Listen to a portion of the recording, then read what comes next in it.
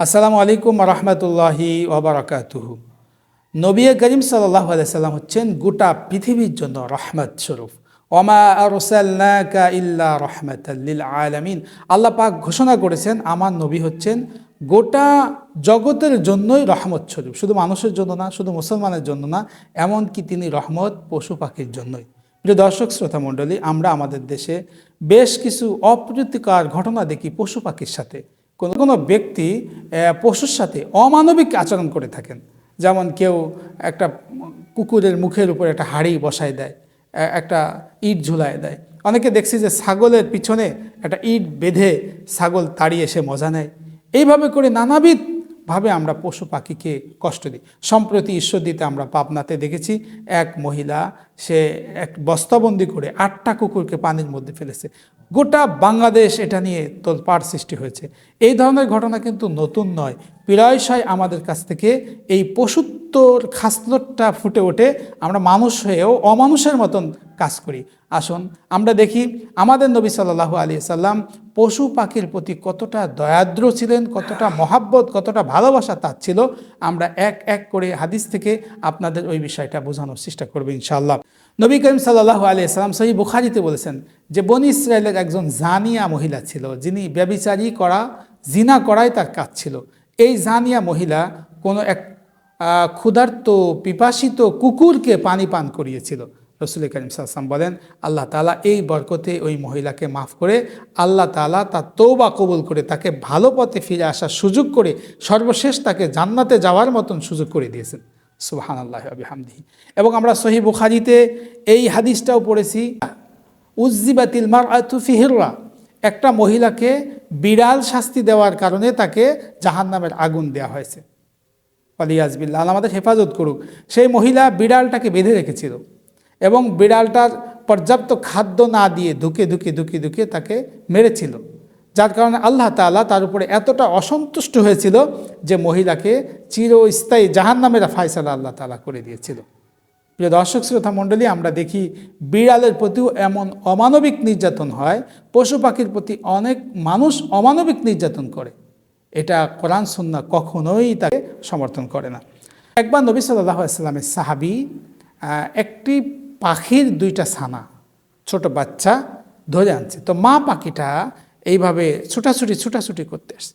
তো রাসূল সাল্লাল্লাহু আলাইহি সাল্লাম বললেন, এই মা পাখিকে কে কষ্ট দিচ্ছে, রুদ্দুহা, এই পাখির ছানাকে তার জায়গায় ফিরিয়ে দাও। নবী সাল্লাল্লাহু আলাইহি ওয়াসাল্লামের নির্দেশে সাহাবাই কেরাম ওই পাখির ছানা দুটি তার আপন জায়গায় ফিরিয়ে দিলেন। সুবহানাল্লাহি ওয়া বিহামদিহি। আমরা হাদিস শরীফের মধ্যে আরও দেখি যে একটি গাধা, নবী সাল্লাল্লাহু আলাইহি ওয়াসাল্লামের যুগে একটি গাধাকে তার চেহারার উপরে লোহার ছ্যাঁক দেওয়া হয়েছিল, গরম ছ্যাঁক দেওয়া হয়েছিল।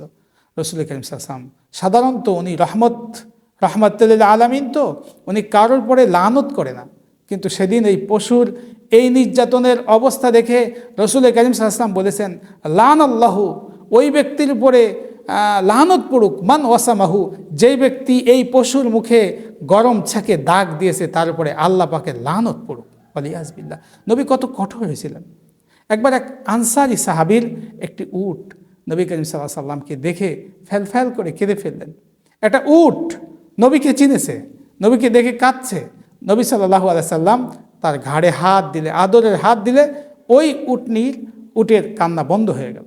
এরপর রাসূল করিম সাল্লাল্লাহু আলাইহি ওয়াসাল্লাম ওই ব্যক্তিকে ডাকলেন, উটের মালিককে ডেকে বললেন, এই উট তার মালিকের বিরুদ্ধে অভিযোগ করেছে যে তাকে ঠিক মতন সময় মতন খাদ্য দেওয়া হয় না, পানিও দেওয়া হয় না। সুতরাং তুমি একে ঠিক মতন খাদ্য দাও, পানি দাও। কোরআনে কারিমের সূরা আছে, ফিল আসছে, হাতির সূরা আসছে, নামাল আসছে, পিঁপড়া সূরা আছে, নাহাল আছে, মৌমাছির সূরা আছে, আনকাবুত আছে, আপনার মাকড়সার সূরা আছে। পশু পাখির নামও আল্লাহ তাআলা কিন্তু কোরআনে কারিমে সূরা নাজিল করেছেন। প্রিয় দর্শক, আমরা দেখেছি একবার সাহাবাই কেরাম রাদিয়াল্লাহু তাআলা আনহুম কোনো একটা পিঁপড়ার ডিবিতে আগুন দিয়েছিল। পিঁপড়ার জুলুম থেকে বাঁচার জন্য আমরা অনেক সময় আগুন দিয়ে দিই। তো রাসূল সাল্লাল্লাহু আলাইহি ওয়াসাল্লাম বললেন, মান হাররাকা হাযিহি, এই পিঁপড়াগুলো কে পোড়ালো? রাসূল বিস্মিত হলেন, পিঁপড়া পোড়ালো কে? তো সাহাবাই কেরাম বললেন, কুলনা ইয়া রাসূলুল্লাহ নাহনু, আমরা করেছি এটা, আমরা তো জানি না। রাসূল সাল্লাল্লাহু আলাইহি ওয়াসাল্লাম বললেন, লা ইউআযযিবুন নার ইল্লা রাব্বুন নার, আগুনের রব ছাড়া আগুন দিয়ে শাস্তি দেওয়ার অধিকার কারো নাই। তুমি অন্যভাবে মারতে পারতে, কিন্তু এইভাবে পিঁপড়াকে আগুনে পুড়িয়ে মারা তোমার ঠিক হয় না। নবী তাদেরকে নিষেধ করেছেন। আমরা হাদিসে এই কথা পাই যে রাসূল সাল্লাল্লাহু আলাইহি সাল্লাম তো গর্তে পেশাব করতে নিষেধ করতেন। কেন? গর্তে পেশাব করলে ওই গর্তে থাকা কোনো প্রাণীর কষ্ট হবে, কোনো প্রাণীর কষ্ট হবে। সুবহানাল্লাহ।